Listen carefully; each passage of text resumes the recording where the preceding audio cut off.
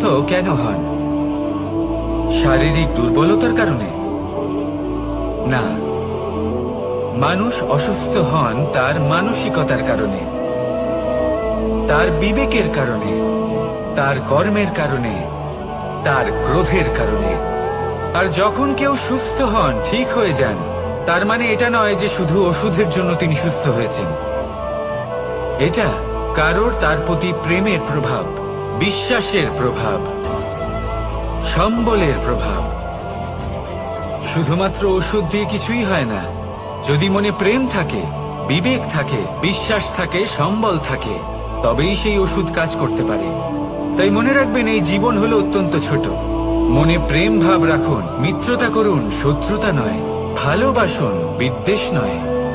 আর এই ভালোবাসার সাথেই বলুন রাধা রাধা।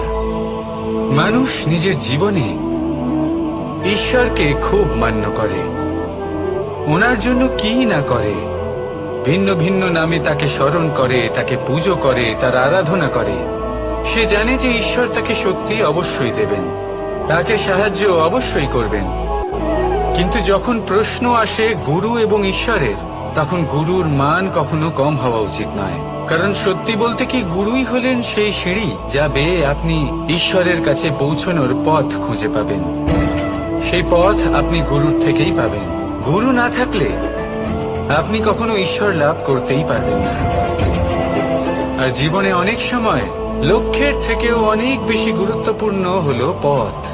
তাই এই পথের সম্মান করতে শিখুন, অর্থাৎ গুরুকে সম্মান করতে শিখুন। কারণ গুরুই হলেন পরমেশ্বর। তাহলে আসুন আর আমার সাথে ভালোবেসে বলুন রাধা রাধা। জীবনে এমন কিছু কাজ রয়েছে যা আপনাকে একাই করতে হয়, আর এমন কিছু কাজ রয়েছে যা আপনাকে একসাথে মিলে করতে হয়, একজোট হয়ে, সঙ্গবদ্ধ হয়ে। এবার সঙ্গবদ্ধ বলতে কি বোঝাতে চাইছি? আমি তাদের কথা বলছি না যারা বাস্তবিকভাবে একে অপরের সাথে কাজ করেন। আমি তাদের কথা বলছি যারা একে অপরের থেকে দূরে থেকেও একে অপরকে বিশ্বাস করেন। আমি আগেও বলেছিলাম, সমস্ত বিশ্বের আশা বিশ্বাসেই বসবাস করে, তাই না? তাই যেখানে সমস্ত বিশ্ব আছে, সমস্ত সংসার আছে, সেইখানেই বিশ্বাস রয়েছে। তাই আপনার আশেপাশে এমন দল সঙ্গবদ্ধ করুন যাদের আপনার উপর বিশ্বাস আছে আর যাদেরকে আপনি বিশ্বাস করতে পারেন।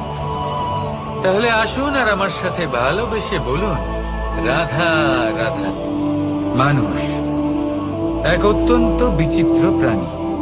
পরিকল্পনা করে, ষড়যন্ত্র করে, প্রচেষ্টা করে, কাউকে পরাজিত করার চেষ্টাও করে। সাপকে একটা দড়ি মনে করে হাতে চেপে ধরার চেষ্টা করে, কিন্তু একটা কথা বুঝতেই পারে না, সময়ের এই সাপ, এটা হাতে চেপে ধরাই যায় না। আর আপনি যা করবেন তা আবার ফিরে আসবে আপনারই সামনে। দেখুন, এতে কিছুই যায় আসে না যে আপনি কুম্ভকারের পুত্র নাকি কৃষ্ণের পুত্র। যদি আপনি অনুচিত কর্ম করেন তাহলে আপনার সাথেও অনুচিতই হবে। অশুভ কর্ম করলে আপনার সাথেও অশুভই হবে। কুরু বংশ অত্যন্ত মহান বংশ ছিল। এই কুরু বংশ কি হলো তার সাথে? একটা গোটা বংশ বয়ে গেল। কারণ ওনাদের উদ্দেশ্য অশুভ ছিল। অন্যদিকে 5 জন বনবাসী পাণ্ডব মহাভারত বিজয়ী হলেন, কারণ তাদের উদ্দেশ্য শুভ ছিল। তাই মনে রাখবেন, শুভ অগ্নি প্রজ্বলিত করবেন, শুভ তাপ সঞ্চার হবে। অশুভ অগ্নি প্রজ্বলিত করবেন, নরকেই জ্বলতে হবে।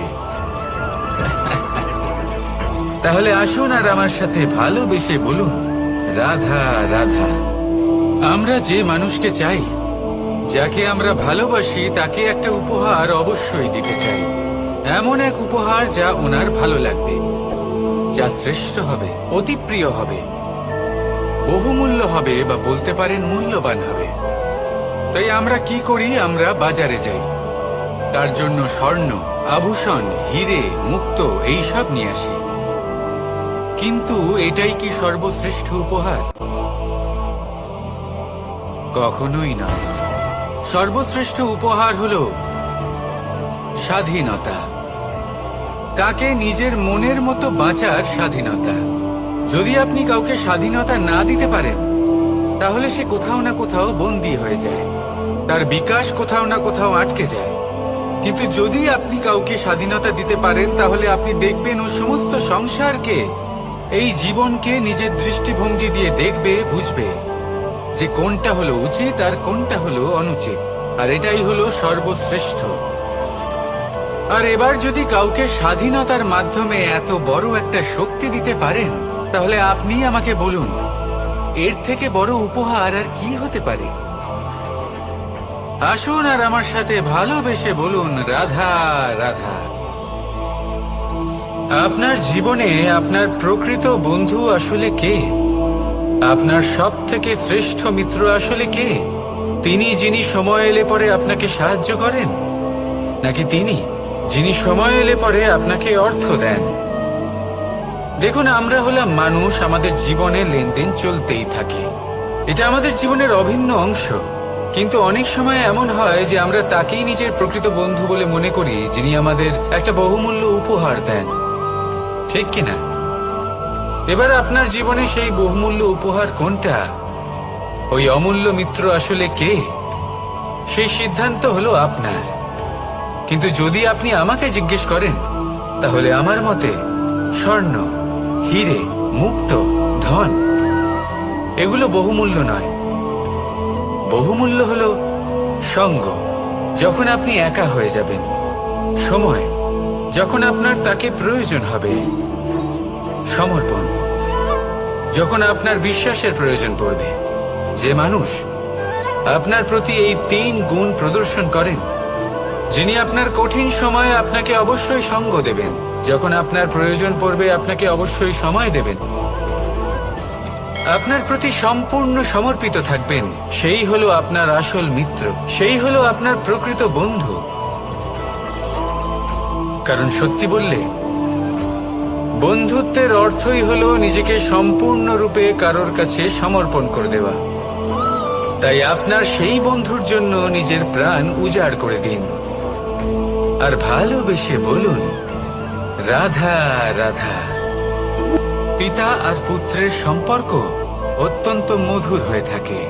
পিতা স্বপ্ন দেখেন, তাকে পূর্ণ করার সকল সম্ভাব্য চেষ্টা করেন, কিন্তু তাও অনেক সময় ওনার স্বপ্ন অপূর্ণ থেকে যায়। তখন পিতা ভাবেন, যে স্বপ্ন উনি পূর্ণ করতে পারেননি, ওনার সন্তান তা অবশ্যই পূরণ করবে। যে স্থানে উনি কখনো পৌঁছতে পারেননি, সেই স্থানে ওনার পুত্র অবশ্যই পৌঁছবে। পিতা নিজের সন্তানের ভবিষ্যৎ নিয়ে সেই স্বপ্ন দেখেন, আর যখন সেই সন্তান সামনে এগোতে থাকে, তখন তার দুঃখ হয় না, বরং গর্ব হয়। ওনার ভালো লাগে এটা দেখে যে ওনার সন্তান অনেক উন্নতি করছে। কিন্তু যখন সন্তান নিজের অভিভাবকের শক্তি দেখে, তার যশ দেখে হিংসা করতে থাকে, সমস্যা সেইখানেই শুরু হয়।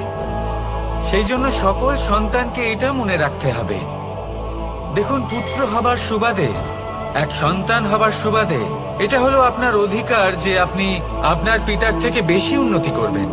আপনার পিতাও এটাই চান, কিন্তু সুস্থভাবে এটা করুন। একটা রেখা টেনে নিন, যাতে আপনি তাতে এগোতে পারেন, আর আপনার পিতার তাতে গর্ববোধ হয়, আর সেই বিষয়ে দুঃখ না হয় যে আমার সন্তান আমাকেই ছোট করার চেষ্টা করছে। ইতিহাস সাক্ষী রয়েছে, যে মানুষ অন্য কাউকে ছোট করার চেষ্টা করেছেন, সেই মানুষই ছোট হয়ে গেছেন। আর আমার মনে হয় না আপনি এটা চান, কারণ কোনো একদিন আপনিও কারোর পিতা হবেন। আসুন আমার সাথে ভালোবেসে বলুন, রাধা রাধা। মানুষ তার জীবনে 2 ধরনের পরিস্থিতিকে খুব ভয় পায়। 1, কোনো কারণবশত কারোর সামনে নত হওয়া। 2, কোনো কারণে নিজের চরিত্র থেকে, নিজের মূল্যবোধ থেকে বিচ্যুত হওয়া। এবার কেন হয় এরকম যে কথায় কথায় কারোর সামনে নত হতে হয়? কেন বারংবার নিজের চরিত্র থেকে চ্যুত হতে হয়? এরকম কেন হয়? এটা তখনই হয় যখন আমাদের শিক্ষা এবং মূল্যবোধের অভাব থাকে। যদি মানুষের মধ্যে প্রকৃত শিক্ষা থাকে তাহলে এই সংসারে কোনো সময় এবং কারোর সামনেই নত হওয়ার কোনো প্রয়োজন নেই। যদি মানুষের মধ্যে মূল্যবোধ থাকে তাহলে তাকে নিজের মূল্যবোধ বা চরিত্র থেকে বিচ্যুত হতে হয় না, তা সে যাই হয়ে যাক না কেন। কোনো বালককে যদি জন্ম থেকেই সুশিক্ষার অধিকারী করা হয়, শিক্ষিত করা হয়, মূল্যবোধের অধিকারী করা হয়, তবে সে এই সংসারে এমন কর্ম করবে যাতে সে নিজেকে, নিজের পরিবারকে, সমগ্র সমাজকে গর্বিত করতে পারে। শিক্ষা লাভ করুন, মূল্যবোধ লাভ করুন এবং আমার সাথে ভালোবেসে বলুন, রাধা রাধা। এই সংসারে কোনো বস্তু হোক বা ব্যক্তি হোক, তার একার গুরুত্ব কিন্তু খুব বেশি নয়। একটা উদাহরণ হিসেবে বৃষ্টির ফোঁটাকে ভেবে দেখুন। যদি একটি বৃষ্টির ফোঁটা হয় তাহলে তার খুব বেশি গুরুত্ব থাকে না, কিন্তু যখন সহস্র বৃষ্টির ফোঁটা মেঘের মধ্যে দিয়ে ঝরে পড়ে তখন সেটা বর্ষার রূপ ধারণ করে। সেই বর্ষা যাই প্রকৃতিকে শান্ত করে। সেইভাবে পাথরের ছোট টুকরো তার খুব বেশি গুরুত্ব থাকে না, কিন্তু যখন অসংখ্য পাথরের টুকরো একত্রিত হয় তখন তা পর্বতের আকার ধারণ করে। সেইভাবেই কিছু মানুষ যখন একত্রিত হন তখন তৈরি হয় পরিবার, কিছু পরিবার যখন একত্রিত হয় তখন তৈরি হয় সমাজ, যখন অনেক সংখ্যক সমাজ একত্রিত হয় তখন তৈরি হয় রাজ্য। এবার এই রাজ্যের সব থেকে গুরুত্বপূর্ণ ব্যক্তি হতে পারেন রাজা, কিন্তু তাও সেই রাজা একা কিছু করতে পারেন না। যুদ্ধ লড়ার সময় তারও নিজের সৈন্যদলকে প্রয়োজন পড়ে।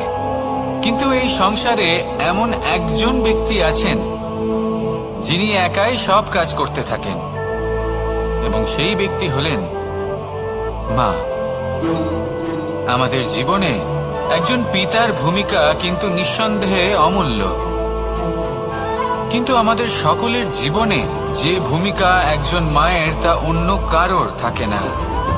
একজন মা একাই সন্তানকে বড় করতে পারেন, সংস্কারী করে তুলতে পারেন, তার জন্য পরিশ্রম করেন। আর এত কিছু কাজ করার পরেও তার কাজের জন্য তিনি প্রশংসা অবশ্য পান না। উল্টে যদি সেই সন্তান অনুচিত পথে চালিত হয়, অনুচিত কর্ম করে, তখন সেই মাকেই অপবাদের পাত্র হয়ে উঠতে হয়।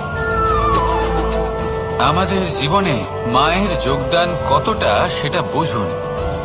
আপনাকে বড় করে তোলার জন্য উনি কতটা পরিশ্রম করেছেন সেটা বুঝুন। আজ থেকে, এখন থেকে, এই মুহূর্ত থেকে মাকে সম্মান করতে শিখুন।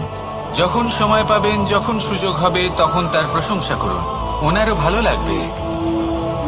আর মায়ের এই মমতার জন্য, তার এই ভূমিকার জন্য আসুন সবাই মিলে আমরা তাকে প্রণাম করি, আর সকলে মিলে ভালোবেসে বলি, রাধা রাধা। মানুষের মানসিকতা এমন হয় যে সে যতটা করে আশা করে যে তার থেকে অনেক বেশি তার বদলে সে পাবে। দেখুন, সবকিছুই আপনার ভাবনা চিন্তার উপর নির্ভর করছে। আপনি যদি ফলের বিষয়ে ভেবে কর্ম করতে থাকেন তাহলে সেটা অনুচিত। জীবনের আসল আনন্দ হলো নিজের কর্ম করতে থাকা, ফলের চিন্তা করা উচিত নয়। যদি আপনি এরকম ভাবেন যে আমি এতটা করছি, আমার এতটা পাওয়া উচিত, সেই ভাবনা অনুচিত।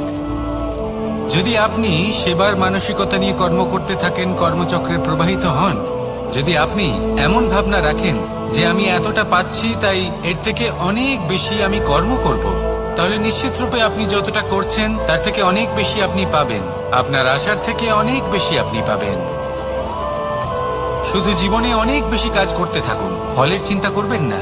আর মনে রাখবেন, এই ভাবনাই সব থেকে বড় বীজ।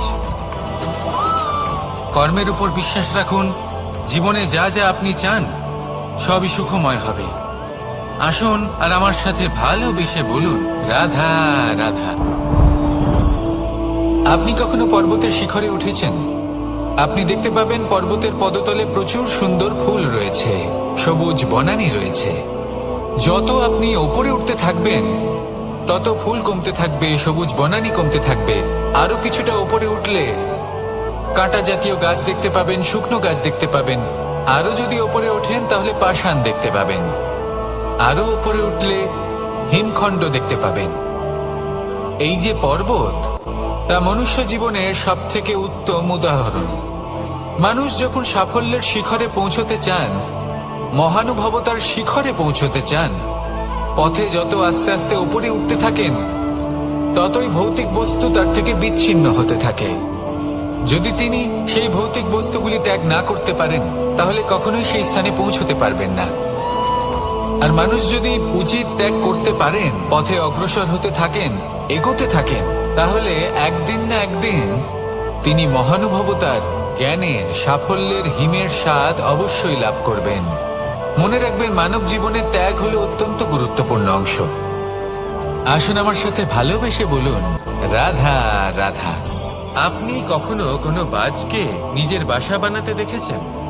এই বাজ যখনই কোনো বাসা বানায়, তখন উঁচু গাছের ডালে বা কোনো পর্বতের শিখরে বাসা বানায়, অনেক উচ্চতায়। আর সেখানে তার সন্তানও জন্মগ্রহণ করে। যখন এই সন্তানেরা জন্মায়, তখন এই বাজ খুবই ভালোবেসে এবং খুব সাবধানে এদের পালন পোষণ করে।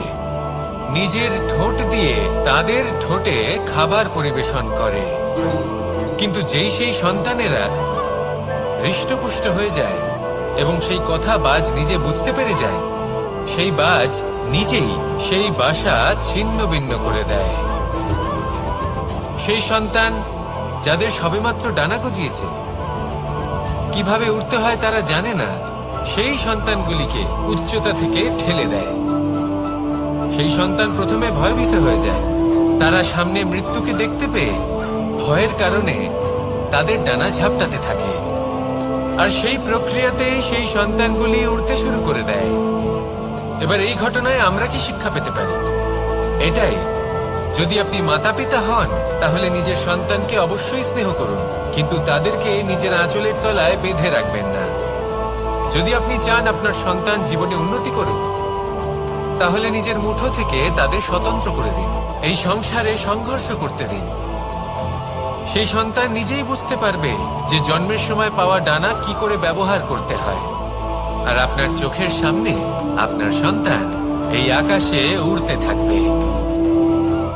তাহলে আসুন আমার সাথে ভালোবেসে বলুন, রাধা রাধা। এই সংসারে সব থেকে বড় ব্যক্তি কে? আপনি বলবেন, এই কেমন ধরনের প্রশ্ন? কিন্তু এটা হলো সব থেকে উচিত প্রশ্ন। কেউ এর উত্তর দেবে যে সেই মহাপ্রতাপী রাজা, তিনি হলেন সব থেকে বড় ব্যক্তি, সেই বড় রাজনীতিবিদ, তিনি সব থেকে বড় ব্যক্তি। আমি আপনাকে জানাই যে সংসারের সব থেকে বড় ব্যক্তি হলেন তিনি, যার সাথে দেখা করলে আপনি নিজেকে ছোট মনে করবেন না। কোন ব্যক্তি যিনি সব থেকে বেশি শক্তিশালী, আপনি যদি তার সামনে যান, তাহলে উনি আপনার অন্তরের শক্তিকে বাইরে বের করে আনবে। আপনার অন্তরে লুকিয়ে থাকা শক্তিকে জাগ্রত করতে প্রেরণা প্রদান করবে। তিনি হলেন বড় ব্যক্তি, তিনি হলেন মহান ব্যক্তি। তিনি নন যিনি নিজের বল এবং ঐশ্বর্য দ্বারা আপনাকে তার সামনে ছোট প্রমাণ করবেন। এবং সেই জন্য মহাদেব আমার আরাধ্য হলেন আমার খুব প্রিয়। কারণ রাজা হোক বা ফকির, কেউ যদি ওনার সামনে যান, তাহলে সে নিজেকে ছোট মনে করেন না। আপনিও যদি জীবনে অনেক বড় হতে চান, তাহলে কাউকে কখনো নিজেকে ছোট মনে করতে দেবেন না। তার অন্তরে বড় হয়ে ওঠার প্রেরণা প্রদান করুন। আসুন আমার সাথে ভালোবেসে বলুন, রাধা রাধা। সূচের শেষে একটি ছিদ্র থাকে, যার দ্বারা আমরা এই সুতো পরাতে পারি। আর তারপর সূচের সাহায্যে এই সুতো দিয়ে বস্ত্র সেলাই করা যায়। কিন্তু যদি সুতোটা সোজা করে ধরা না হয়, তাহলে সূচে কখনো এই সুতো পরানোই সম্ভব নয়। যদি এতে কোনো গিঁট পড়ে, তখন তা কখনোই এই ছিদ্র দ্বারা প্রবেশ করা সম্ভব নয়। ঠিক এইভাবেই যদি আপনি কারোর জীবনে প্রবেশ করতে চান, কারোর অন্তরে প্রবেশ করতে চান, তাহলে আপনাকেও সহজ থাকতে হবে। এতে কোনো গিট থাকলে চলবে না, অর্থাৎ মনে যাতে কোনো মালিন্য না থাকে, যেন কোনো কুচিন্তা না থাকে। যদি এসব থাকে তাহলে আপনি কখনো কারোর জীবনে প্রবেশ করতে পারবেন না। আর যদি কোনোভাবে আপনি প্রবেশ করেও যান তাহলে তার মনে ঘর করতে পারবেন না। নিজেকে এই সুতোর মতন করে তুলুন, সহজ। মনে যেন কোনো কুচিন্তা না থাকে, সবার প্রতি যেন সদ্ভাবনা থাকে, শুভ চিন্তা থাকে। এমনটা করতে থাকুন। এমন একটা দিন আসবে যেদিন এই সমস্ত সংসারের ব্যক্তির মনে আপনি বাস করবেন, আর তখন এই মন প্রসন্ন হয়ে বলবে, রাধা রাধা। কথায় আছে যে এমন কোনো অক্ষর নেই যার দ্বারা কোনো মন্ত্র হয় না, এমন কোনো বনস্পতি নেই যা নিজেই একটা ঔষধি নয়, পৃথিবীর এমন কোনো ব্যক্তি নেই যার মধ্যে কোনো যোগ্যতা থাকে না। শুধু প্রয়োজন হলো যে ব্যক্তিকে আমরা খুঁজে চলেছি তাকে সঠিকভাবে চিনে নেওয়া। যদি তার যোগ্যতা, তার বিশেষত্ব আমরা বুঝতেই না পারি, তাহলে আর লাভ কি রইল? এই সংসারে এমন অনেক ব্যক্তি রয়েছেন যারা ছোট ছোট অসফলতার কারণে আপনাকে এটা বলে দেবে যে আপনি কোনো কাজের নন, আপনি হলেন মূর্খ, আপনি কিছুই করতে পারবেন না। এইসব কথায় কখনোই বিশ্বাস করবেন না, কারণ আপনি এবং প্রত্যেকটি জীব এই পরমাত্মা এবং এই প্রকৃতির সৃষ্টি, যা অত্যন্ত বিশেষ। যদি আপনাকে উদাহরণ দিই তাহলে একদিকে আছে তরোয়াল, একটা বড় লম্বা তরোয়াল, যার দ্বারা যুদ্ধ করা যায়, জয়লাভ করা যায়। আর অন্যদিকে রয়েছে একটা ছোট্ট সূচ, কিন্তু যে কাজ একটা ছোট্ট সূচ করতে পারে তা একটা তরোয়াল দ্বারা সম্ভব নয়। এর অর্থ হলো এটাই যে প্রত্যেকটা রচনা অত্যন্ত অমূল্য এবং অত্যন্ত বিশেষ হয়। তাহলে বিশ্বাস রাখুন যে আপনি অত্যন্ত বিশেষ একজন, আর প্রেমের সাথে বলুন, রাধা রাধা। এটা হলো ধান গাছ। এর থেকে যে চাল উৎপন্ন হয় তা মানুষ গ্রহণ করেন। আর এটা কি? এ হলো জংলি ঘাস। একবার ভেবে দেখুন, যদি এই জংলি ঘাস ধান গাছের আশেপাশে থাকে তাহলে কি হবে? ধান উৎপন্ন হতে পারবে? তা উৎকৃষ্ট হতে পারবে? আমরা কি তা গ্রহণ করতে পারবো? কখনোই নয়। এই জংলি ঘাস ধানকে নষ্ট করে দেবে, কিন্তু নিজে জীবিত থাকবে। এটাই হলো আজকের শিক্ষা। এই সংসারে যদি আপনি নীতির পথে চলতে চান, উচিত কর্ম করতে চান, সংসারকে সেবা করতে চান, তাহলে জংলি ঘাসের মতো ব্যক্তিদের থেকে সবসময় দূরে থাকতে হবে। সেই ব্যক্তি যারা দুর্নীতি এবং মিথ্যা দ্বারা পরিপূর্ণ, যাদের ব্যবহার অশুভ, যাদের অনেক অশুভ গুণ রয়েছে, তারা সঠিক নয়। সেই সকল ব্যক্তি যাদের চরিত্র অত্যন্ত দুষ্ট হয়, তারা হয় শুভ চরিত্রের ব্যক্তিকে একদম নষ্ট করে দেয়, নয় নিজের মতো বানিয়ে তোলে। তাই যদি আপনি নীতির পথে চলতে চান, এই সংসারের জন্য শুভ কর্ম করতে চান, তাহলে সেই সঙ্গ লাভ করুন যে সঙ্গ জ্ঞানে পরিপূর্ণ, যাদের মধ্যে অনেক গুণ আছে, যাদের থেকে প্রতিদিন কিছু শিখতে পারবেন। এমন ব্যক্তির সাথে জীবন অতিবাহিত করুন, দুরাচারীদের থেকে দূরে থাকুন। তবেই এই মন প্রসন্ন হয়ে বলবে, রাধা রাধা। পঞ্চতত্ত্বের মধ্যে দ্বিতীয় তত্ত্ব হল ধরণী, ভূমি, যাকে আমরা ধরণী মাতা বলি। এই ধরণী ধৈর্য ধারণ করে, আর এর ওপরেই আমাদের সমগ্র সংসার নির্ভরশীল। কারণ এই ভূমি সহ্য ক্ষমতা রাখে, এর সহ্য ক্ষমতা হলো অপরিসীম। সন্তান যতই আঘাত প্রদান করুক না কেন, প্রেম পূর্বক সহ্য করে, আর তার বদলে অমূল্য রত্ন প্রদান করে। সন্তান যদি হাল চালায়, তাহলে তার বদলে তাকে অন্ন প্রদান করে। এটাই হলো ধরণী। এবার এর থেকে আমরা কি শিক্ষা পেতে পারি? এটাই যে কারোর জন্য কিছু করা বা কাউকে কিছু দেওয়া মনে কোনো কামনা ছাড়াই। আর এই কথাটা বুঝে যান, যদি কারোর জন্য কামনা না রেখে বা কোনো পাওয়ার আশা না রেখে কারোর জন্য কিছু করেন বা কারোকে কিছু দেন, যদি এটা আপনি শিখতে পারেন, তবে আপনি ভালোবাসতে শিখে গেছেন। আর সেই জন্যই এই ধরিত্রীকে মাতা বলা হয়, কারণ মাতা শুধু উনি নন যিনি গর্ভে সন্তানকে ধারণ করেন, মাতা তো উনিও যিনি জীবন বাঁচতে শেখান, যিনি জীবন বাঁচার উদাহরণ প্রদান করেন। তাহলে ধরনীর থেকে এই নিঃস্বার্থ ভাব শিখুন, নিঃস্বার্থ ভালোবাসা শিখুন, আর এই ভালোবাসার সাথেই বলুন রাধা রাধা। এই সংসারে আমরা প্রকাশ কোথা থেকে পাই? এর উত্তর বড়ই সরল। ভোরে যখন সূর্যোদয় হয় তখন প্রকাশের কিরণ আমাদের ঘরে এসে পৌঁছয়। এইভাবেই আমরা প্রকাশ লাভ করি। এবার এই প্রকাশের আলোতেই আমরা সারাদিনের কাজ সম্পন্ন করি।